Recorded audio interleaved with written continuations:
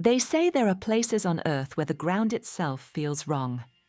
Where the air seems heavier, sounds don't quite travel the way they should, and even skeptics find themselves lowering their voices without knowing why.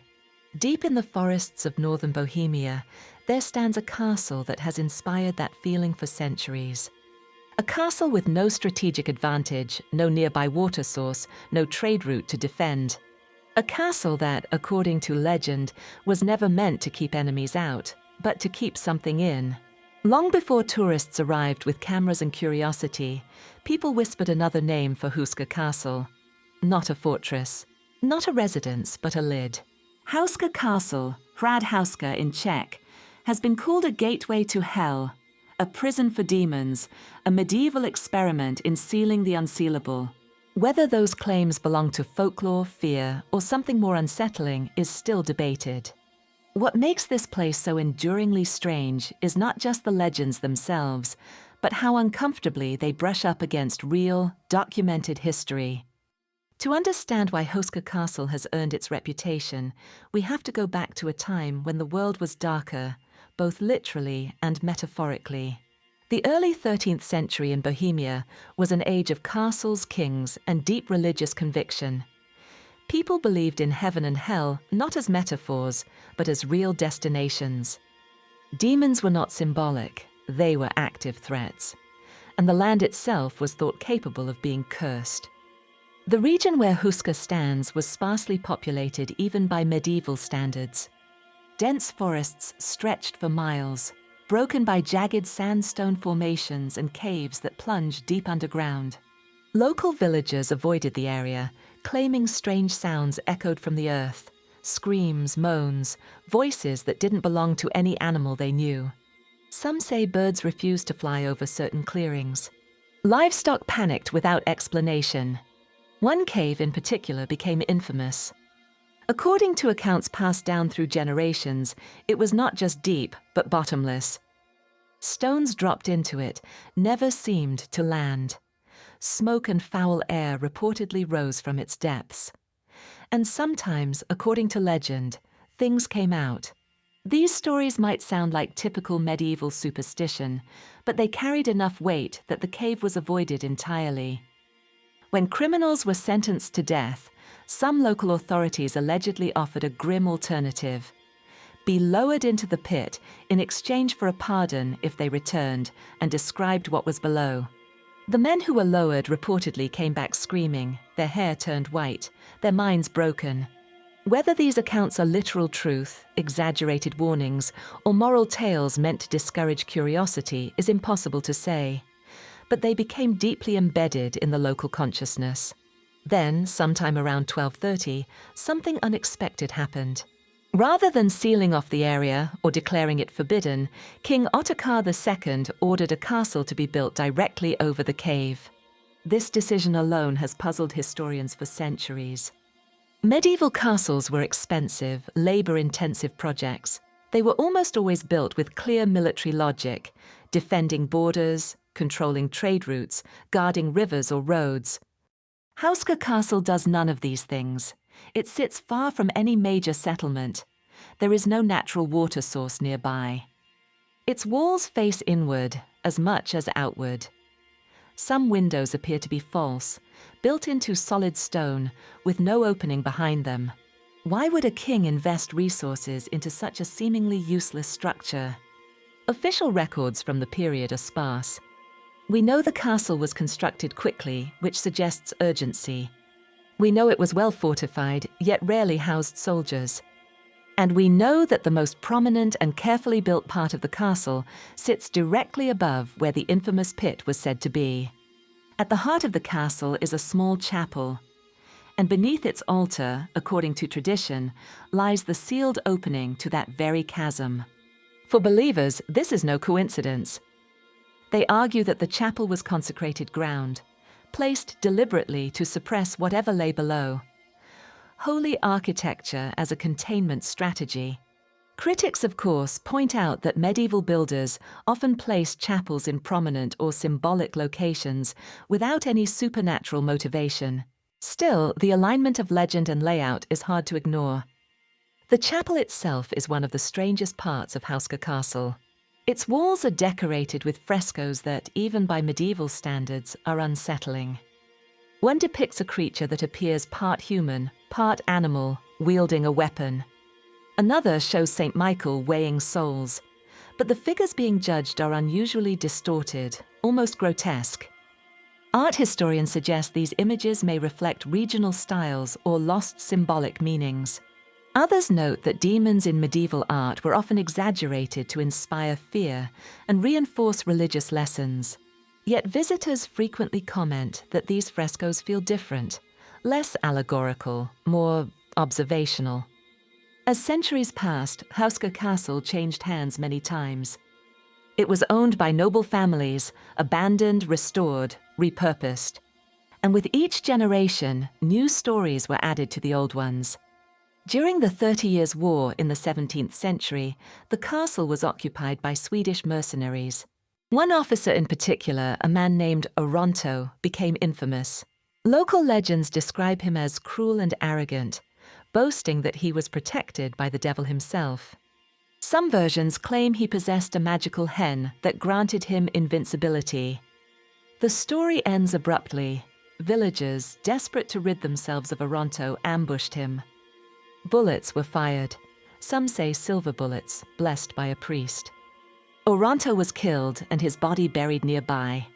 Soon after, people claimed to see his ghost wandering the castle grounds, headless or clutching his wounds, depending on the retelling. Skeptics note that war breeds trauma, and trauma breeds ghost stories. But Oronto's legend persists, merging seamlessly with the older belief that Houska attracts or traps restless spirits. Ghosts are only one category of reported phenomena at Houska. Over the years, visitors and staff have described strange sounds: footsteps in empty corridors, doors slamming without wind, whispers near the chapel. Electronic equipment allegedly malfunctions. Animals behave unpredictably. Again, none of this is definitive proof of anything supernatural. Old buildings make noise. Drafts exist. Human perception is easily influenced by expectation. Yet even some skeptics admit that Houska feels unusually oppressive. A psychological effect, perhaps, but a powerful one. The castle's reputation took on new dimensions during the 20th century, particularly during World War II. Nazi forces occupied Houska Castle, and as with many historical sites touched by the Third Reich, speculation quickly followed. There is no credible evidence that the Nazis believed Houska was a literal gateway to hell. However, it is well documented that certain high-ranking Nazi officials were deeply interested in the occult, folklore, and esoteric history.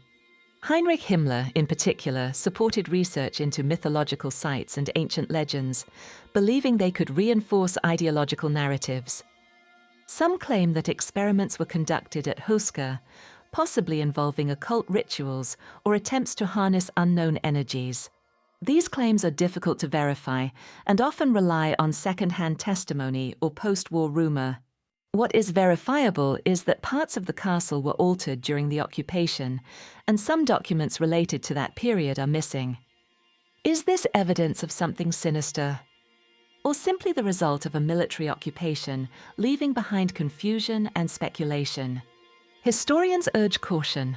The Nazi association alone is enough to spark conspiracy theories, even when mundane explanations are more likely. After the war, Houska fell into neglect once again. It wasn't until the late 20th century that it was restored and opened more fully to the public. And that is when modern investigations began. Paranormal researchers, historians, skeptics, and thrill seekers all arrived with different expectations, and often left with different interpretations of the same experiences. Some claimed to capture unexplained figures on camera. Others reported physical sensations, dizziness, nausea, sudden fear. Scientists who have examined the site point to geological explanations. The area is rich in limestone and sandstone, which can create deep fissures and caves. Certain gases can seep upward, potentially causing hallucinations or disorientation. Infrasound, low-frequency vibrations below human hearing, has been shown to induce feelings of unease and fear. Old castles with their thick walls and echoing chambers can amplify these effects. In other words, the environment itself may be conspiring against comfort without any supernatural assistance. But even this explanation raises questions. If the cave was simply a geological feature, why build a castle over it at all? Why not collapse it, seal it, or avoid it entirely? One theory suggests the cave was seen as a liability, something that needed to be controlled. Building a structure over it would prevent access and stabilize the ground. The chapel could have been a symbolic gesture rather than a functional one, a way to reassure a deeply religious population that the threat, real or imagined, was contained. Another interpretation is more psychological. Houska Castle may represent an attempt to impose order over chaos, to build stone walls over fear itself. In that sense, the legends are not evidence of hell, but of humanity's need to name and confine the unknown. Still, the stories refuse to die. Modern visitors sometimes report seeing a black-winged figure near the chapel windows. Others describe a woman in white or a man in medieval armor. One of the most common claims involves shadowy shapes that appear briefly and vanish. As always, photographs and videos are inconclusive, blurs, shadows, reflections, enough to intrigue, not enough to prove. And perhaps that is where Houska Castle truly lives, in the space between certainty and doubt. It is easy to dismiss medieval legends as superstition, but it is also easy to forget how much of our understanding of the world is shaped by context. The people who feared that pit in the ground lived in a time without geology, psychology, or modern science. They explained the unknown using the tools they had: religion, myth, story. Yet even today, with all our knowledge, we still feel that chill when standing in certain places. We still sense when something feels off. Whether that instinct is evolutionary, cultural, or something else entirely remains an open question. Houska Castle does not demand belief. It does not provide answers. It offers something more subtle and perhaps more enduring. A reminder that history is not just a record of events, but a record of fears, hopes, and unanswered questions. If there truly was a pit beneath the castle, it has long since been sealed. If something once frightened people enough to build stone walls and consecrated chapels, it is silent now. Or perhaps it was never about what lay below, but about what lay within the human imagination. Standing in the quiet halls of Houska today, it becomes clear that the castle itself is the mystery. Not a gateway to hell, but a monument to the thin line between belief and reality. A place where fact and folklore are so tightly interwoven that separating them may be impossible and may be unnecessary. Because some questions are not meant to be answered. Some doors are not meant to be opened. And some stories endure not because they are true, but because they speak to something true about us. The real power of Houska Castle may not be what it contains, but what it inspires. Curiosity, caution, and the uneasy feeling that there are still corners of our world and our past that we do not fully understand. And if this story has left you wondering what other forgotten places are hiding legends just as strange, just as unresolved, then make sure you're here for our next video.